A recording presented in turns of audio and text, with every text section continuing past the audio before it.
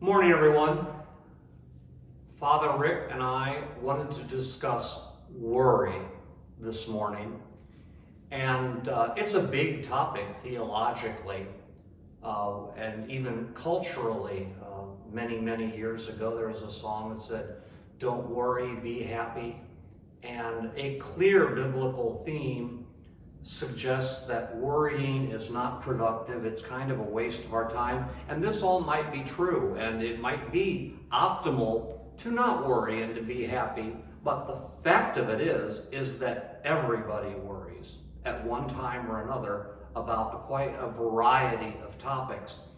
And it is a wise person that acknowledges that she or he is worrying, rather than just sort of falsely compound their worry with dishonesty of "nothing bothers me," when, as we have seen, especially as pastors, somebody will walk in the door of the office or telephone us, and the volume and severity of worry is literally palpable, even through an iPhone. Right.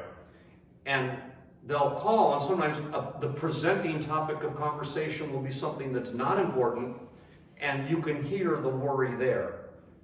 To make sure that you're never either person in that phone call, I invite everybody to be human enough and honest enough to say, you are worried about yourself, your health, your children, your next job interview, even tiny things that you're having a dinner party and you're wondering if your cooking's good enough.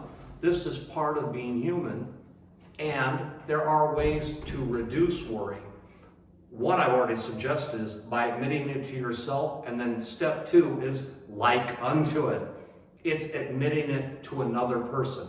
We'll only get rid of it. You only get a closet clean if you go, my closet's a mess. That thought must precede the cleaning of the closet.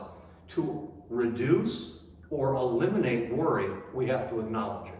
I'm going to send over to Father Rick, because I know that you looked up a Bible passage right before we went on. Yeah, first thing I want to say to you folks is, if you're thinking that, I worry so much, I'm the only person on the planet who worries like I do, I'm weird, I'm doing something wrong, let me just remind you that this is part of the human condition and has been for a long time. Jesus in the Gospel of Matthew even talks about it. So 2,000 years ago, people were worriers too. So give yourself a bit of a break. And what Jesus said to them was, "And which of you, by being anxious, can add a single hour to their span of life?" Ooh, that's a tough one. What Jesus is saying is worry is not productive. Doesn't mean we don't do it, but it doesn't really solve anything, does it? And why are you anxious about clothing? Consider the lilies of the field, how they grow. They neither toil nor spin, yet I tell you, even Solomon in all his glory was not arrayed like one of these. The idea there is that if you don't worry so much about it, God helps. God is there, but you cloud him out sometimes, and you crowd him out with all of your worries. So I know it's easy to say and really hard to do, but when you find yourself worrying, recognize it. As Father Chris said, name it. Name it to yourself, be honest with yourself, and then bring someone else in and give them the ability to counsel you and perhaps even hold you a little bit accountable. To say, look, try not to worry so much. I heard the wisdom according to Disney. This came to me last night. I was watching something. I have a granddaughter, so we were watching Finding Nemo. And there's a character named Dory who has some challenges in her world. And her mama taught her when she was really little not to get too invested in the challenges she has and the things she can't do. She said to her fish daughter just this one thing: just keep swimming. Just keep swimming. Just keep swimming. And that's what she repeats to herself as she gets to the point where she's worried and she's anxious and she's afraid. She says to herself, just keep swimming. Just keep swimming. So brothers and sisters, I think there's some good advice there. They've got some good theologians and philosophers over at Disney, don't they? They really Or do. do I digress? No, they really do. I mean, there was a great book a while back, the Tao of Winnie the Pooh. Right.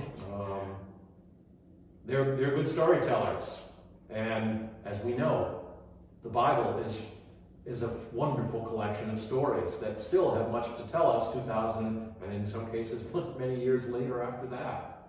So storytelling is powerful. So to you, my brothers and sisters, I would say, don't beat yourself up for worrying, but don't wallow in it. Don't find that you have to engage in it endlessly. I've said this before, but I think it bears repeating. The world will turn without you turning it. The sun will rise without you making it happen. So don't worry about the things that you can't control. Just keep swimming.